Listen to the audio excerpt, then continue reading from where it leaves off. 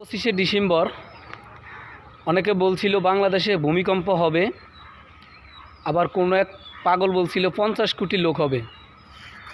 এবার বাংলাদেশের টোটাল নাগরিকই নাকি জনসংখ্যা আদমশুমারির হিসাবে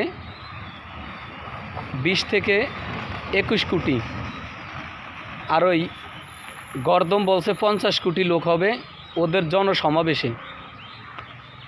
তাহলে চিন্তা করে দেখেন, আবার দেখছি সেই 300 ফিটের যে সমাবেশ স্থল, ওইখানে দাড়িপাকনা মুরব্বি বসে তাস খেলতেছে। সকালের দৃশ্য দেখলাম, ওই জায়গাটা নরকের মতো পরিবেশ করে গেছে। ফুটপাতের গাছগুলো ভেঙে ফেলছে।